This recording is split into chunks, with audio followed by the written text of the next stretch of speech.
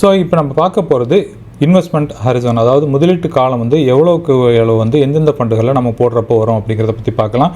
உதாரணமாக நீங்கள் வந்து ஒரு லார்ஜ் கேப் ஃபண்டில் போடுறதா இருந்தால் உங்களோட முதலீடு காலம் எப்படி இருக்கணும், ஃப்ளெக்ஸி கேப்பில் எப்படி இருக்கணும், அதேமாதிரி மல்டி கேப்பில் எப்படி இருக்கணும், மிட் கேப்பில் எப்படி இருக்கணும், ஸ்மால் கேப்பில் எப்படி இருக்கணும் அப்படிங்கிறத பற்றி பார்க்கலாம்.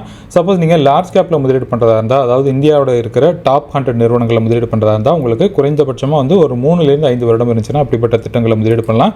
அதேமாதிரி ஃப்ளெக்ஸி கேப்பில் போடுறதா இருந்தாலும் அதே ரூல்ஸ் அப்ளை ஆகும். ஏன்னு கேட்டிங்கன்னா ஃப்ளெக்ஸி கேப்பில் வந்து 65 to 80% வந்து லார்ஜ் கேப் ஸ்டாக்கள் இருக்கும். மிட் கேப்பும் ஸ்மால் கேப்பும் பார்த்தீங்கன்னா ரொம்ப சொற்பமான அளவு இருக்கும்.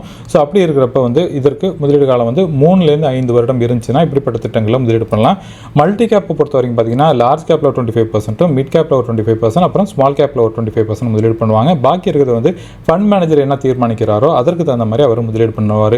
ஸோ இதில் மிட் கேப்பும் ஸ்மால் கேப்பும் வந்து ஒரு 50%க்கு மேலே இருக்கிறதுனால அதில் வந்து குறைந்தபட்சம் ஒரு 7 வருஷத்துக்கு மேலே இருந்துச்சுன்னா இப்படிப்பட்ட திட்டங்களை முதலீடு பண்ணுறது சிறந்தது.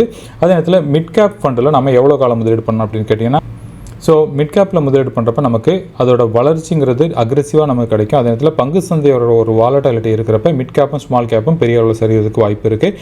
சமீபத்தில் பார்த்தீங்கன்னா ஒரு வருஷமாக வந்து மிட் கேப்பும் ஸ்மால் கேப்பும் வந்து பெரிய அளவில் குரோ ஆகலை. அதனால தான் வந்து குறைந்தபட்சம் ஒரு 10 வருடம் உங்களோட இலக்கு இருந்துச்சுன்னா இப்படிப்பட்ட திட்டங்களை தேர்ந்தெடுத்து முதலீடு பண்ணுறது சிறந்தது. ஸோ அப்படி இருக்கிறப்ப நமக்கு ஸ்மால் கேப்லேயும் மிட் கேப்லேயும் ஒரு 10 வருஷத்துக்கு மேலே முதலீடு காலம் இருந்துச்சுன்னா இப்படிப்பட்ட திட்டங்களை தேர்ந்தெடுத்து நீங்கள் முதலீடு பண்ணலாம்.